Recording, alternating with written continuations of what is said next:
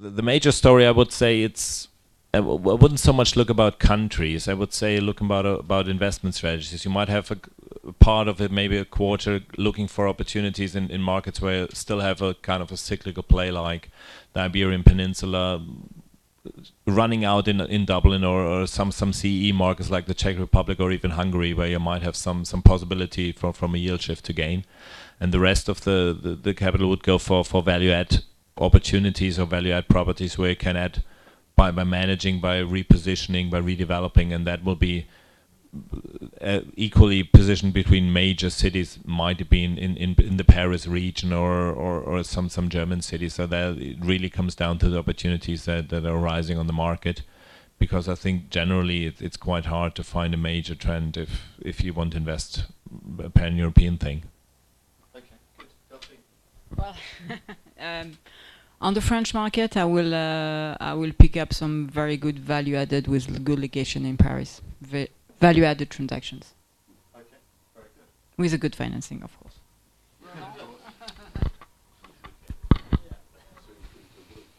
I would put 1/3 into dominant shopping centers with a minimum footfall of 10 million people.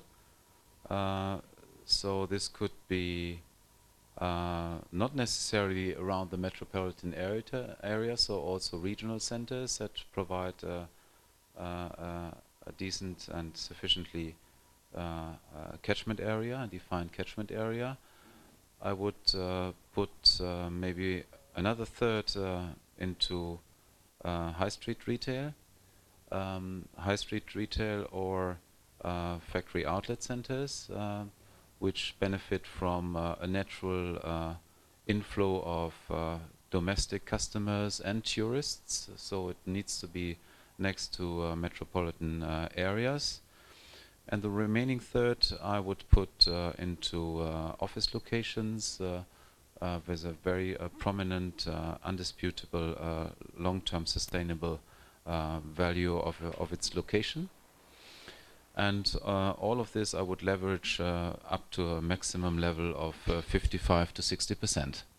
Okay. I don't say whom I would ask for to get this financing, so but I would not bring it to the maximum level of 80%. I would keep it moderately to 60%.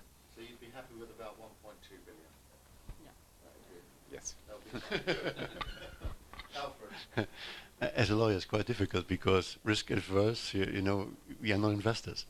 I think what I would try to do is certainly I would take 250, would give to Delphine and say, please place it somewhere with 50% for me, 15% for me.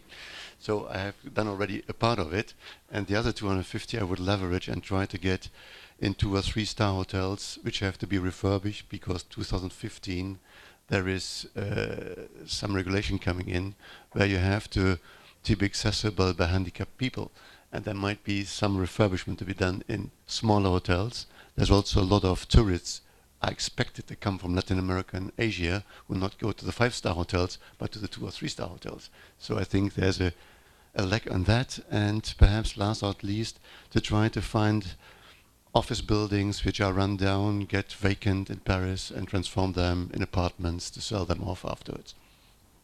Very good. Good. Well, I'm glad there's any money left now for me after that. So I think first of all I would probably advise you to take a bit of an opportunistic stack that I would put in offices in Holland and in some Central European cities. Where I really see some yield shift possibilities for you, if you're a bit patient. Then I would also take a larger stack into European offices in the good winning cities that are core plus and need active work and can be worked on regionally.